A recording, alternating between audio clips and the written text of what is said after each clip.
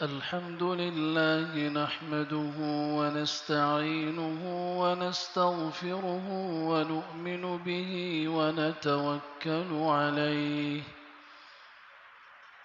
ونعوذ بالله من شرور أنفسنا ومن سيئات أعمالنا من يهده الله فلا مضل له ومن يضلله فلا هادي له وأشهد أن لا إله إلا الله وحده لا شريك له وأشهد أن سيدنا ومولانا محمدا عبده ورسوله صلى الله تعالى عليه وعلى آله وصحبه وبارك وسلم تسليما كثيرا كثيرا. أعوذ بالله من الشيطان الرجيم. بسم الله الرحمن الرحيم. ولا تقولوا لمن يقتل في سبيل الله أموات بل أحياء ولكن لا تشعرون.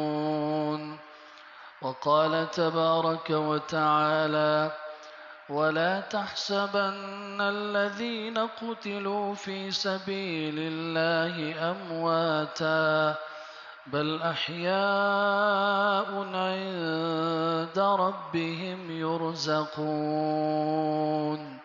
وقال سبحانه: والشهداء عند ربهم لهم أجرهم ونورهم. وقال سبحانه: إن الله اشترى من المؤمنين أنفسهم وأموالهم بأن لهم الجنة يقاتلون في سبيل الله فيقتلون ويقتلون وعدا عليه حقا في التوراة والإنجيل والقرآن.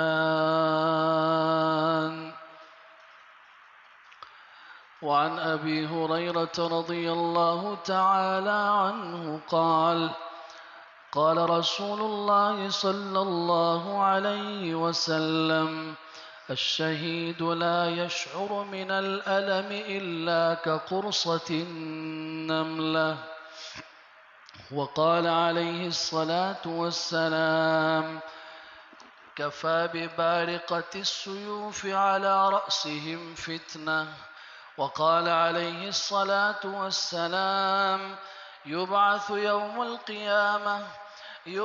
يوم القيامة كل مجروح في سبيل الله والجروح تنزف والريح ريح المسك، أو كما قال رسول الله صلى الله عليه وسلم. صدق الله وصدق رسول الله صلى الله عليه وسلم، ونحن على ذلك لمن الشاهدين والشاكرين، والحمد لله رب العالمين.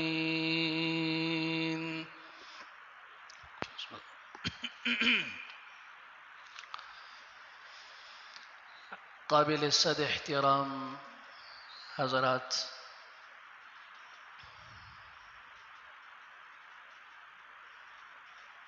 अल्लाह रब्बुल इज़्ज़त के यहाँ सबसे कीमती चीज उसका दीन है।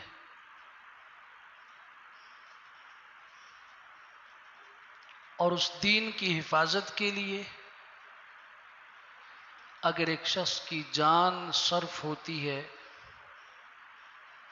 उसका माल लगता है, उसकी औलादें कुर्बान होती हैं, उसका घर उजड़ता है, हत्ता कि उसका पूरा मुल्क सफ़े हस्ती से मिट जाता है, یہ گھاٹے کا اور نقصان کا سودا نہیں ہے۔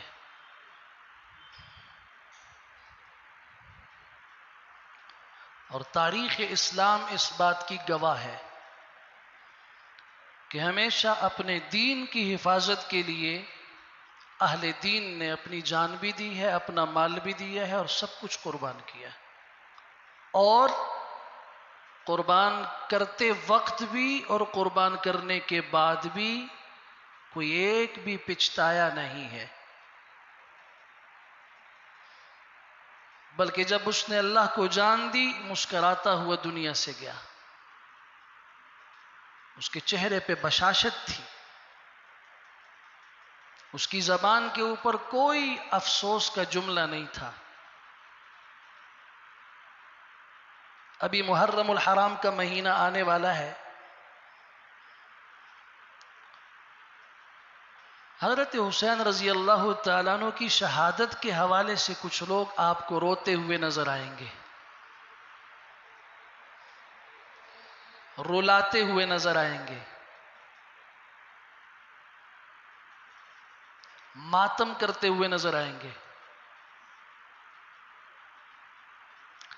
میں لمبی تفصیل میں نہیں جانا چاہتا، صرف اس لیے عرض کرنا چاہتا ہوں کہ شہادت ہے کیا؟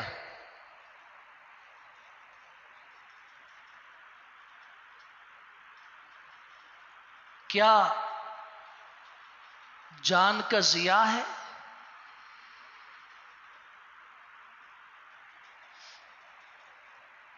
کیا یہ کوئی عیب کی بات ہے؟ کیا اس میں کوئی شرم ہے، کوئی عار ہے، کوئی خرابی ہے، کوئی نقصان ہے؟ ایک سمجھنے والوں نے اسے نقصان سمجھا تو رونا شروع کر دیا۔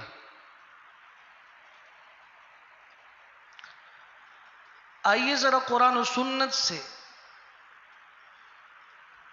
ہم اللہ کے راستے میں شہید ہونے والے کا مقام سمجھتے ہیں، اور پھر کچھ صحابہ کرام اور تابعین، اور موقع ملا تو بعد کے لوگوں میں سے بھی کچھ کے حالات جن کی شہادت کی وقت کیا کیفیات تھی۔ اپنے اس موضوع کو مضبوط اور قرآن و سنت کی بنیاد پر مستحکم کرنے کے لیے میں نے قرآن مجید سورہ بقرہ کی آیت 154، سورت آل عمران کی آیت 169، سورت الحدید کی آیت 19، سورہ توبہ کی آیت نمبر 111 تلاوت کی ہے۔ نبی کریم صلی اللہ علیہ وسلم کے ساتھی، صحابی، جانثار، 3 سال تک کا عرصہ سفر و حضر رسول اکرم صلی اللہ علیہ وسلم کی خود خدمت میں گزارنے والے سیدنا ابو ہریرہ رضی اللہ تعالیٰ عنہ کی ایک حدیث، ایک روایت میں نے دوران خطبہ آپ کے سامنے پڑھی، جس کو امام ترمذی، امام ابن ماجہ، امام احمد بن حنبل رحمۃ اللہ تعالی علیہ نے نقل کیا ہے۔ دوسری حدیث کا ٹکڑا اور ایک تیسری روایت سیدنا ابو ہریرہ رضی اللہ تعالیٰ عنہ ہی سے ہے، جس کے راوی ہیں ابن ماجہ۔ اللہ تعالی ہمیں حق اور سچ بات کہہ سکنے کی توفیق عنایت فرمائے، پھر اللہ حق اور سچ بات کو سننے کی توفیق عنایت فرمائے، پھر اللہ حق اور سچ بات کو دل میں اتارنے کی اور عمل میں لانے کی توفیق عطا فرمائے۔ شہادت کیا چیز ہے؟ اللہ کے ساتھ سودا۔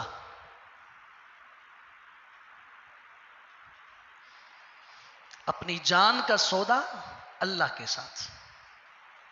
اللہ، آپ کا دین لینا چاہتا ہوں، دین بچانا چاہتا ہوں، اس کے بدلے میں میری جان جاتی ہے تو اللہ اسے قبول کر لے۔ یہ میرے اردو کے الفاظ ہیں، لیکن یہ سورہ توبہ کی آیت 111 کا ترجمہ ہے. یہ نہ سمجھیے کہ یہ ان کا کوئی اپنا فلسفہ ہے. ان اللہ اشترى من المؤمنین انفسهم واموالهم بان لهم الجنہ. اللہ تعالیٰ نے جنت کی بولی لگائی. جنت لے لو، اس تفصیل میں نہیں جاؤں گا، قرآن کی ایک آیت سے اشارہ کر دیتا ہوں. سارعوا الى مغفرۃ من ربکم وجنۃ عرضها السماوات والارض. ایمان والو دوڑو دوڑو اپنے رب کی بخشش کی طرف اور اس جنت کی طرف جس کی چوڑائی آسمان و زمین جیسی ہے. دوڑو اس کی طرف، ترغیب ہے.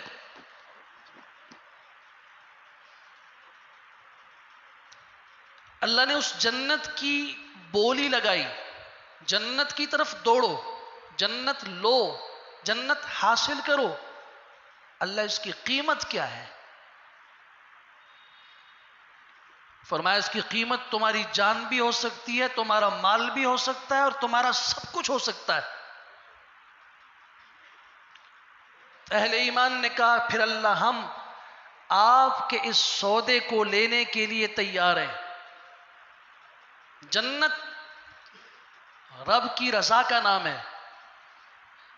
کچھ شاعر، کچھ بے علم لوگ یہ کہتے ہوئے ملتے ہیں اور نظر آتے ہیں کہ جی ہم عبادت جنت کے لیے نہیں کرتے، یہ تو سودا ہے، ہمیں جنت نہیں چاہیے، ہم اپنے رب کی محبت میں کرتے ہیں. قرآن و سنت سے صراحتاً مکمل ناواقفی اور جہالت کی علامت ہے. مجھے رب کہہ رہا ہے جنت کی طرف دوڑو. مجھے میرے پیغمبر صلی اللہ علیہ وسلم نے اعمال کے بدلے میں جنت بتائی. میں عبادت کیوں کرتا ہوں؟ تاکہ مجھ سے میرا رب راضی ہو جائے. اور میرے رب کی رضا کی نشانی اور علامت کیا ہے؟ جنت میں چلے جاؤ. یہ ہو سکتا ہے کہ اللہ راضی ہو اور جنت نہ ملے، اور یہ ہو سکتا ہے کہ جنت مل جائے اور اللہ راضی نہ ہو. یہ کیسی تفریق ہے؟ تو اللہ تعالیٰ نے جنت کی قیمت لگائی اور فرمایا کہ تمہاری جان، تمہارا مال، تمہارا سب کچھ، اس کے بدلے میں جنت. تو پھر ایمان والوں کی اللہ نے تعریف کی. ان اللہ اشترى من المؤمنین انفسهم واموالهم بان لهم الجنہ. کریں گے کیا؟ یقاتلون فی سبیل اللہ فیقتلون ویقتلون. اللہ کے راستے میں وہ جہاد کریں گے، لڑیں گے. نتیجہ یہ نکلے گا کبھی وہ کسی کافر کو قتل کریں گے، کبھی اس کے ہاتھوں خود شہید ہو جائیں گے. انعام کیا ہے؟ موت تو سب کو آنی ہے. کسی کو بستر پر، کسی کو دکان میں، کسی کو بازار میں، کسی کو کسی گناہ کی حالت میں، کسی کو سجدے کی حالت میں، کسی کو قرآن کے مصحف کو کھول کے پڑھنے کی حالت میں. فرق ہے یا نہیں ہے؟ آ رہی ہے سب کو. اس لیے قرآن نے کہا غزوہ احد کے شہداء کے متعلق، بدر کے شہداء کے متعلق، قیامت تک آنے والے شہداء کے متعلق جو شہید ہوئے، کفار مکہ نے کہا اور آج بھی دنیا کہہ رہی ہے مر کھپ گئے، قصہ ختم ہو گیا. فرمایا وَلَا تَقُولُوا لِمَنْ يُقْتَلُ فِي سَبِيلِ اللَّهِ أَمْوَاتٍ. یہ تمہاری طرح، تمہارے عام مردوں کی طرح نہیں ہے. انہیں رب نے ایسی زبردست حیات سے نوازا ہے کہ یہ جنت کے اندر مزے کر رہے ہیں. حضرت عبداللہ بن مسعود رضی اللہ تعالیٰ عنہ نے حضور صلی اللہ علیہ وسلم سے پوچھا، اللہ کے رسول صلی اللہ علیہ وسلم، شہید جب شہید ہوتا ہے ہم اپنے ہاتھوں سے اس کو اٹھاتے ہیں، اس کا جنازہ پڑھتے ہیں، اس کو قبر میں دفن کرتے ہیں. قرآن کہتا ہے اسے مردہ نہ کہو. فرمایا ہاں یہ ان کفار کے جواب میں ہے جو کہتے ہیں کہ مر گیا، ختم ہو گیا. اللہ تعالیٰ نے اسے ایسی زبردست حیات دی، ارواحہم فی حواصل طیور خضر تسیر فی الجنت حیث شاءت، اللہ کے عرش کے نیچے جنت میں فانوس لٹک رہے ہیں، ان فانوسوں کے اندر ان کی ارواح کو، ان کی روحوں کو جنت کے اندر سبز پرندوں کے پوٹوں میں داخل کیا جاتا ہے اور فرمایا جاتا ہے پھرو جنت کے اندر نعمتیں استعمال کرو۔ تب آؤ سورہ یاسین پڑھتے ہو روزانہ، کبھی اس میں غور کیا ہے کہ سورہ یاسین قرآن کا دل ہے؟ یاسین کا دل کیا ہے؟ حبیب نجار کا قصہ۔ عربی میں نجار کس کو کہتے ہیں؟ کارپینٹر کو، بڑھئی کو، لکڑی کا کام کرنے والا شخص۔ لیکن عمل اتنا خوبصورت تھا کہ قرآن مجید کے دل میں بطور دل کے اس کا قصہ ذکر کر دیا گیا، حق کی گواہی دی، نتیجتاً شہید کر دیا گیا، اور شہید ہوتے ہوئے جب اللہ نے اسے جنت میں داخل کیا تو کیا کہتا ہے؟ قیل ادخل الجنہ، اسے کہا گیا جنت میں چلے جاؤ۔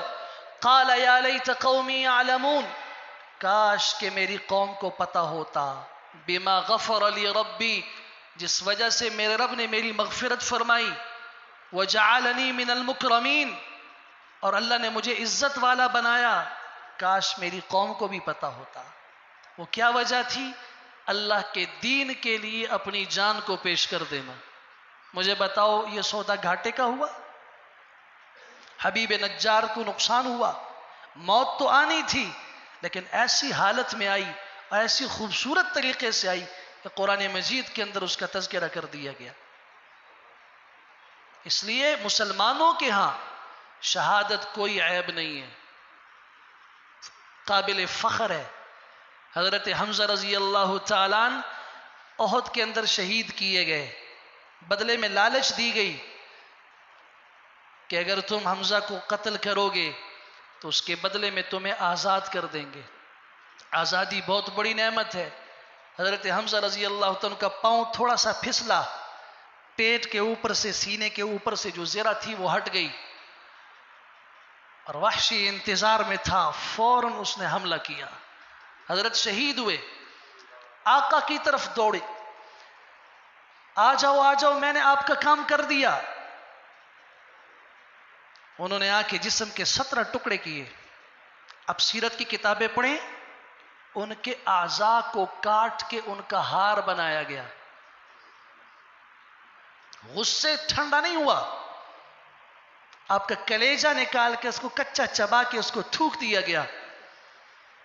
جب رسول اکرم صلی اللہ علیہ وسلم کو اپنے چچا کی اس شہادت کا اندازہ ہوا، پتہ چلا، آپ دوڑتے ہوئے آئے، آپ نے کہا اگر اللہ کا حکم نہ ہوتا، اللہ کا حکم نہ ہوتا تو میں اپنے چچا کو اسی طرح چھوڑ دیتا، ان کے ٹکڑوں کو آسمان کے پرندے نوچ نوچ کے کھاتے، اور کل قیامت کے دن میرے چچا کا کوئی ٹکڑا کسی ایک پرندے کے منہ سے نکلتا، کبھی کسی دوسرے سے، اور جب میرے چچا سے اللہ پوچھتا کہ حمزہ تم نے میرے لیے، میرے دین کے لیے کیا کیا، تو ان کے وہ بکھرے ہوئے ٹکڑے اللہ کے دین کی سربلندی کی گواہی دیتے۔ لیکن اللہ نے صبر کا حکم دیا، آپ نے اپنی پھوپھی حضرت صفیہ کو قریب نہیں جانے دیا، رک جاؤ، شاید یہ اس حالت کو دیکھ کے برداشت نہ کر سکیں۔ شہادت کوئی عیب نہیں۔ اب قرآن پڑھیے، اب صحابہ کرام کی زندگی دیکھیے۔ یکم محرم الحرام 27 ذی الحج ہے، حضرت امیر المومنین سیدنا عمر بن خطاب رضی اللہ تعالی مسجد میں تشریف لائے ہیں نماز پڑھانے کے لیے۔ آپ کی عادت مبارکہ تھی، جاتے وقت آواز دیتے تھے۔ اصحاب صفہ چونکہ اس چبوترے پہ سوتے تھے جو مسجد نبوی کے ساتھ متصل تھا، یہ لوگ تہجد کے لیے اٹھ جاتے، تہجد کی نماز پڑھنے کے بعد فجر کی نماز کے بیچ میں جو وقت ہوتا تھوڑا سا وہیں پہ لیٹ جاتے۔ حضرت عمر جب نماز کے لیے تشریف لاتے رضی اللہ تعالیٰ تو درے کے ساتھ ہلکا ہلکا مار کے کہتے اٹھو اٹھو، نماز کے لیے اٹھو۔ اب تشریف لائے، صفیں درست ہوئیں۔ آپ صف بھی کیسے درست کیا کرتے تھے، کیفیت سیرت کی کتب میں موجود ہے۔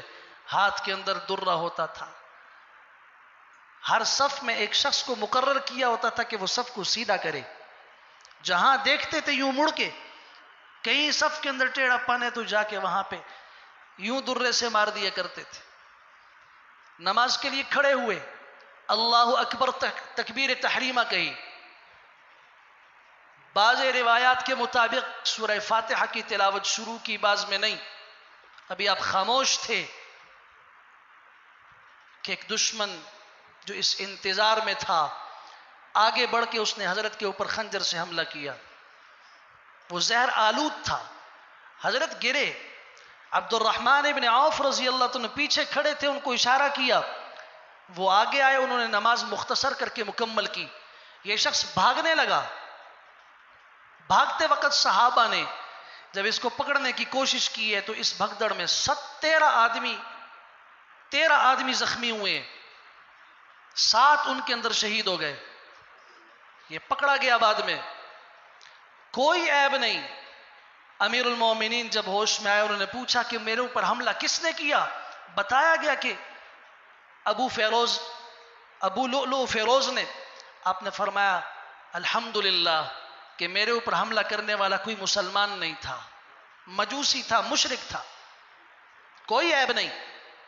تاریخ ہے ہماری، کوئی محراب کے اندر شہید ہو رہا ہے نماز پڑھاتے ہوئے، کوئی حضرت عثمان کی صورت کے اندر جمعے کے دن عصر کے وقت قرآن کھول کے پڑھ رہا ہے اور فَسَيَكْفِيكَهُمُ اللَّهُ کے اوپر اس کے خون کا قطرہ گرتا ہے. کوئی حضرت حمزہ جیسا میدان احد کے میدان وسیع کے اندر شہید ہے. کوئی حضرت حسین رضی اللہ تعالیٰ کی طرف کربلا کے اندر شہید ہے. کوئی آپ کے والد حضرت علی رضی اللہ تعالیٰ کی طرح نماز فجر کے لیے جا رہا ہے، خلیفہ وقت ہیں، فجر کی نماز پڑھانے جا رہے ہیں. 3 خارجی اس بات پر متفق ہوئے، آپس میں مشورہ کیا، ایک دن میں 3 صحابہ کو قتل کرنا ہے. ان میں ایک تھا ابن ملجم. اس نے کہا میں ان تینوں میں سے جو سب سے طاقتور ہیں حضرت علی، ان کو میں قتل کر دیتا ہوں. ایک دوسرے کی ذمہ داری لگی، تم حضرت معاویہ کو قتل کر دینا.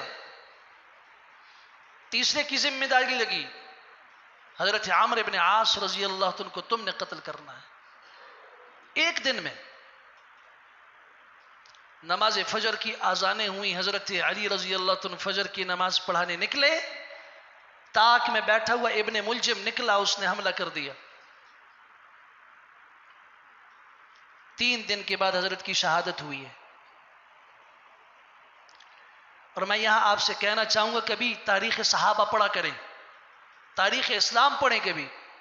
اور یہاں خاص طور پہ حضرت علی رضی اللہ تعالیٰ عنہ نے ان 3 دنوں میں اپنے دونوں بیٹوں کو، ان کے علاوہ تیسرے بیٹے محمد ابن حنفیہ کو اور دیگر حضرات کو جو وصیتیں کی ہیں تاریخ اسلام کے اندر موجود ہیں، ذرا پڑھ لینا کہ وہ وصیتیں کیا تھی. میں اگر اس تفصیل میں گیا تو ہمارا موضوع جگہ پہ رہ جائے گا. اگر ہم دیکھیں دوسرا خلیفہ بھی شہید، تیسرا خلیفہ بھی اسلام کا شہید، وہ محراب کے اندر یہ قرآن پڑھتے ہوئے، وہ نماز فجر کے لیے جاتے ہوئے چوتھے خلیفہ شہید ہوئے ہیں. حضرت حسین رضی اللہ عنہ کی شہادت ہے. دامن اسلام کے اندر بہت کم افراد آپ کو ملیں گے جو اپنی طبعی موت فوت ہوئے ہوں، بہت کم. حضرت جابر بن عبداللہ رضی اللہ عنہ کے والد حضرت عبداللہ شہید ہو گئے. احد کے 70 شہداء میں سے یہ بھی ہیں. ان کی شہادت کے بعد انہوں نے ایک بیٹا اور 9 بیٹیاں چھوڑی. ایک بیٹا حضرت جابر مغموم رہنے لگے، پریشان. نبی کریم صلی اللہ علیہ وسلم نے پوچھا ما بالک یا جابر، جابر کیوں، کیا مسئلہ ہے؟ عرض کی یا رسول اللہ صلی اللہ علیہ وسلم آپ جانتے ہیں میرے والد شہید ہو گئے ہیں، ان کا غم ہے. نبی کریم صلی اللہ علیہ وسلم نے تسلی بھی دی اور اس تسلی کے نتیجے میں شہید کا مقام بھی بتایا. آپ علیہ الصلوۃ والسلام نے فرمایا اللہ تعالیٰ نے احد کے شہداء کے ساتھ بات کی ہے. وَكَلَّمَ أَبَاكَ كَفَاحًا، اور اللہ نے تیرے باپ کے ساتھ بغیر ترجمان کے اور واسطے کے براہ راست بات کی ہے. کلم اباک کفاحا، کوئی ترجمان میں نہیں، براہ راست اللہ نے آپ کے باپ سے بات کی. اور آپ کے ابا کو اللہ نے کہا ہے تمنا یا عبداللہ، عبداللہ تیری کوئی تمنا ہو، تیری کوئی چاہت ہو، مانگ، میں دینا چاہتا ہوں. یہ اللہ فرما رہے ہیں اور حضرت جابر کے والد عبداللہ سے فرما رہے ہیں اور ان کی شہادت کے بعد فرما رہے ہیں. پھر نبی کریم صلی اللہ علیہ وسلم نے فرمایا تیرے ابا نے اللہ سے پتہ ہے کیا مانگا؟ اللہ مجھے دوبارہ زندہ کر کے دنیا میں بھیج دے، میں پھر تیرے دین کے لیے لڑوں، اسی طرح شہید کر دیا جاؤں. جو مزہ شہادت کے اندر ہے وہ کسی اور چیز میں نہیں ہے. تو جنت کی نعمتیں ایک طرف، جنت کی نعمتیں ایک طرف، لیکن اللہ مجھے بھیج دے ایک دفعہ پھر زندہ کر کے. اللہ نے فرمایا نہیں، یہ میں طے کر چکا ہوں، جس پر ایک دفعہ دنیا میں موت آ گئی اب آخرت سے پہلے اسے دوبارہ زندہ نہیں کروں گا. پھر الہ العالمین میری طرف سے میرے گھر والوں کو اور میرے بعد والے عزیز و اقارب کو میری طرف سے یہ پیغام پہنچا دیجئے کہ میں کس حالت کے اندر ہوں، شہادت کے بعد انسان کو کیا ملتا ہے، میری حالت کی خبر دیجئے.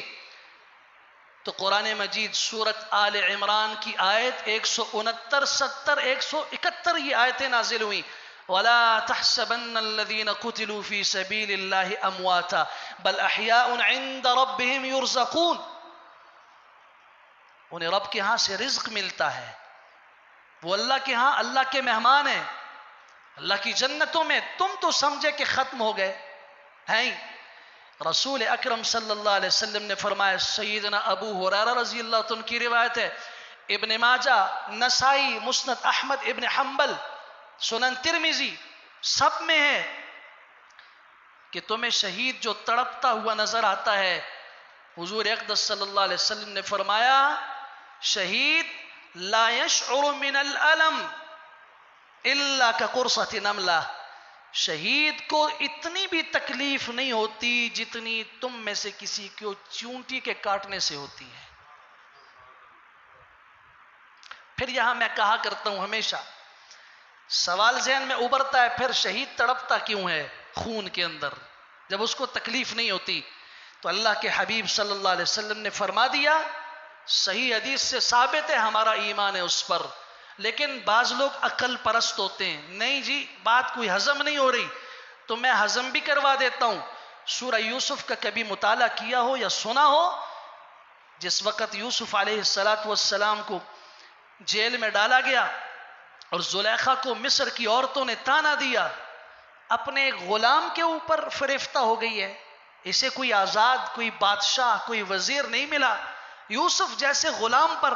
تو اس نے ان کی دعوت کی، اعتدت لہن متکئا وآتت کل واحدۃ منہن سکینہ وقالت اخرج علیہن. ادھر پھل دیا، چھری دی، کاٹنا نہیں جب تک میں اشارہ نہ کروں. کہا کہ نکلو یوسف علیہ السلام کو. حضرت یوسف علیہ السلام کمرے سے نکلے ہیں، ان عورتوں کی نظر پڑی، وہاں زلیخا کا اشارہ ہوا پھل کاٹ دو. اب پھل کاٹ رہی ہیں، چھری ادھر چل رہی ہے اور نظریں حضرت یوسف کو دیکھ رہی ہیں. خبر کسی کو نہیں ہوئی، ایک نہیں ساری عورتوں نے اپنی انگلیاں کاٹ دی. یہ قرآن ہے. قالت اخرج علیہن، نکلو ان کے سامنے. جب انہوں نے دیکھا، قلنا حاش للہ ما هذا بشرا ان هذا الا ملک کریم. سبحان اللہ، یہ کوئی انسان نہیں ہے، یہ کوئی فرشتہ ہے. یہ ان عورتوں نے کہا جو ابھی کچھ دیر پہلے اسی یوسف علیہ السلام کے بارے میں زلیخا کو کوس رہی تھی. لیکن جب ان کا حسن دیکھا تو پھر میں عرض کرنا چاہتا ہوں، حضرت یوسف علیہ السلام حسین تھے، بالکل حسین تھے. حضور اقدس صلی اللہ علیہ وسلم نے فرمایا معراج کی رات میں نے ایک خوبصورت نوجوان دیکھا، کأنما اعطی شطر الحسن، گویا اللہ نے اسے آدھا حسن دے دیا. دنیا کا آدھا حسن حضرت یوسف کو دیا گیا. مخلوق ہے نا، اگر مخلوق کے حسن کو دیکھ کر عورتیں ہوش و حواس کھو بیٹھیں، انگلیاں کاٹ دیں، انہیں پتہ نہ چلے، تو خالق عالم اور خالق حسن کا حسن کیا ہوگا کہ جب رسول اکرم صلی اللہ علیہ وسلم نے فرمایا شہید جب شہید ہوتا ہے اس کے خون کا قطرہ زمین پہ بعد میں گرتا ہے، یغفر لہ من اول دفعت من دمی، خون کا قطرہ زمین پہ نہیں ٹپکا، ابھی زمین پہ ٹچ نہیں ہوا، اس سے پہلے اس کی مغفرت کر دی جاتی ہے۔ وَيُرَى مَقْعَدَهُ فِي الْجَنَّةِ، جنت میں اس کا مقام اسے دکھایا جاتا ہے، اور اللہ رب العزت اس شہید کو آخری وقت میں اپنا دیدار کروا دیتے ہیں۔ تو یوسف علیہ السلام کو دیکھنے والی عورتیں اگر ہوش کھو بیٹھتی ہیں تو اللہ کا حسن دیکھ کر اپنے رب کو جو حسن کو پیدا کرنے والا ہے، حسن میں حسن رکھنے والا ہے، اس کو دیکھ کر پھر کسی کو تکلیف کا احساس ہو سکے گا؟ نہیں۔ الشہید لا یشعر من الالم الا کقرصۃ نملہ، رسول اکرم صلی اللہ علیہ وسلم کی یہ حدیث شہید کی عظمت بیان کر رہی ہے۔ ہم نے کیا سمجھا شہید کو؟ کوئی احتجاج کی ضرورت نہیں۔ جو صحابہ کرام شہید ہوئے تھے ان کے پیچھے گھر والوں کی کیفیت بھی سیرت کی کتب میں موجود ہے۔ حضرت حبیب ابن زید رضی اللہ تعالیٰ عنہ شہید ہیں ختم نبوت کے، 18 سال کی عمر ہے۔ ان کے بھائی حضرت عبداللہ بن زید، کتنا خوبصورت گھرانہ ہے۔ عبداللہ ابن زید حضور اقدس صلی اللہ علیہ وسلم کے لیے ڈھال بن گئے تھے احد میں۔ جب احد میں بھگدڑ مچی اور حضور اقدس صلی اللہ علیہ وسلم کا سر مبارک زخمی ہوا، سامنے کے دندان مبارک سے خون نکلا، وہ گرے، ایسی حالت میں جن صحابہ نے حصار کیا، جو وہاں پر ڈھال بنے ہیں، ان میں عبداللہ ابن زید بھی تھے۔ سینے کے اوپر یوں حضور اقدس صلی اللہ علیہ وسلم کو کھڑا کر کے پیچھے یوں سینہ دشمن کی طرف کیا کہ پیٹھ کے اوپر اگر وار پڑے گا تو کوئی کہہ سکتا ہے کہ پیٹھ پہ پڑا ہے، نہیں، ہم اپنے پیغمبر کے دفاع میں سینے پہ تیر کھائیں گے، سینے پہ زخم لگے گا، ہمیں کوئی افسوس نہیں۔ ان کے بھائی ہیں حضرت حبیب ابن زید، مسیلمہ کذاب کے پاس گئے، قید ہوئے، بیڑیوں میں لایا گیا، زنجیروں میں باندھ کے لایا گیا، 18 سال کا نوجوان۔ مسیلمہ نے کھڑا کر کے پوچھا اتشہد ان محمدن رسول اللہ، کیا تم اس بات کی گواہی دیتے ہو کہ محمد اللہ کے رسول ہیں صلی اللہ علیہ وسلم؟ فرمایا ہاں، اشہد ان لا الہ الا اللہ وحدہ وان محمدن عبدہ ورسولہ۔ اتشہد انی رسول اللہ، کیا تم اس بات کی بھی گواہی دیتے ہو کہ میں اللہ کا رسول ہوں؟ اب نے فرمایا لا اسمع، میں نے نہیں سنا۔ کیا بولا تم نے؟ میں نے نہیں سنا۔ پھر پوچھا اتشہد انی رسول اللہ؟ لا اسمع، میں نے نہیں سنا۔ تیسری بار اس نے کہا یہ انجان بننے کی کوشش کرتا ہے، اس کا ہاتھ کاٹ دو۔ حضرت کا ہاتھ کٹا، زمین پہ تڑپا یوں، اس کو دیکھا، کوئی افسوس نہیں۔ بازو کٹا، اعضاء کو کاٹ کے اس شہید ختم نبوت کے اعضاء کو ایک پوٹلی میں جمع کر کے ماں کے پاس مدینہ کی طرف ہدیہ بھیجا گیا۔ آپ سوچئے ذرا، ماں کے سامنے پوٹلی آئی، مسیلمہ نے ہدیہ بھیجا ہے، ہدیے کو کھولا، سر اپنے بیٹے کا 18 سال کی عمر کا، ہاتھ پاؤں جسم کے اعضاء کٹے ہوئے، تو اس وقت اس ماں کا حوصلہ کیسا حوصلہ ہے، اس نے جو جملے کہیں تاریخ اور سیرت نے اس کو محفوظ کر کے قیامت تک کے انسانوں کے لیے اور مسلمانوں کے لیے اور جوانوں کے لیے سبق چھوڑ دیا ہے۔ یہ زندگی ہوتی ہے اور یہ موت ہوتی ہے۔ لہذا اليوم ارضعته، اس دن کے لیے میں نے اس بچے کو دودھ پلایا تھا۔ حضرت خنسہ کے 4 بیٹے جوان شہید ہوئے، ماں کو اطلاع ملی ایک بیٹا شہید، دوسرا، تیسرا، چوتھا۔ فرمایا ہاں الحمدللہ، تمام تعریفیں اس اللہ کے لیے جس نے مجھے اتنی بڑی عزت دی کہ میرا ایک بیٹا نہیں، میرے 4 جوان بیٹے لے لیے، مجھے اس نے عزت دی۔ اس لیے میرے گھر میں کوئی خاتون روتے ہوئے نہ آئے، میرے گھر میں وہ آئے جو مجھے مبارکباد دینا چاہتی ہے۔ شہادت عیب نہیں ہے، شہادت کو ذرا اسلام کی نظر میں دیکھو، شہادت کیا چیز ہے۔ ابو عامر راہب، مدینہ منورہ کا فاسق اور بدترین یہودی، رسول اکرم صلی اللہ علیہ وسلم کے خلاف مسجد زرار بنانے والا اور اس کے افتتاح کے لیے حضور سے افتتاح کروانے کی بات کرنے والا، اتنا بڑا بدبخت، لیکن بیٹا حضرت حنظلہ رضی اللہ تعالیٰ کلمہ پڑھ کے مسلمان ہوئے۔ احد میں شادی کی پہلی رات ہے، غسل بھی نہیں کیا، کانوں میں آواز پڑی، نکلے ہیں۔ جب شہید ہوئے اللہ نے فرشتوں کو بھیج کر ان کا غسل کروایا۔ آج جب ان کا نام لیا جاتا ہے تو صرف حنظلہ نہیں کہا جاتا، حنظلہ غسیل الملائکہ، وہ حنظلہ جس کو فرشتوں نے غسل دیا ہو۔ شہادت عیب نہیں ہے، اس کی عزت اللہ نے دنیا میں بھی دکھائی ہے۔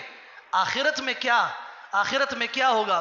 والشہداء عند ربهم لهم اجرهم ونورهم، ان کے لیے اجر ہے، ان کے لیے نور ہے۔ آپ نماز میں اللہ سے دعا مانگتے ہیں، صراط الذین انعمت علیہم، اللہ ہمیں ان لوگوں کے راستے پہ چلا جن پہ آپ نے انعام فرمایا۔ کن پہ انعام فرمایا؟ اولئک الذین انعم اللہ علیہم من النبیین والصدیقین والشہداء والصالحین۔ سورہ نساء آیت 169 پڑھ لیجئے۔ 4 طبقے ہیں جن پہ اللہ نے انعام کیا، انبیاء، صدیقین، شہداء، صالحین، نیک لوگ۔ اللہ اکبر کبیرہ۔ اللہ کریم ہمیں شہادت کا مقصد فلسفہ سمجھنے کی توفیق عطا فرمائے۔ شہید کا خون زمین پہ کیوں گرتا ہے؟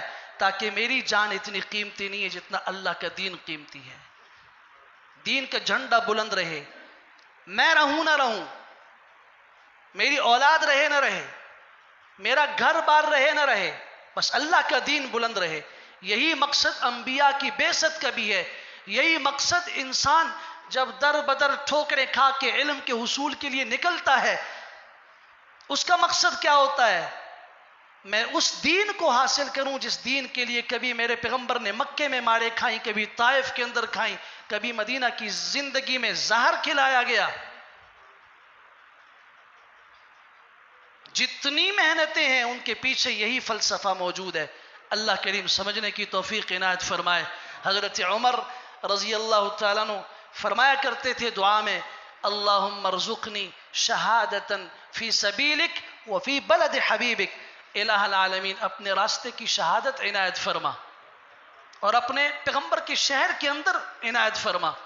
حضرت عثمان غنی دعا کیا کرتے تھے، حضرت کی جو مہر تھی اس پہ بھی لکھا تھا، اللہم احینی سعیدا وامتنی شہیدا، اللہ جب تک میری زندگی ہو سعادت والی زندگی نصیب فرما، اور جب موت ہو تو شہادت والی موت نصیب فرما۔ وآخر دعوانا الحمدللہ رب العالمین۔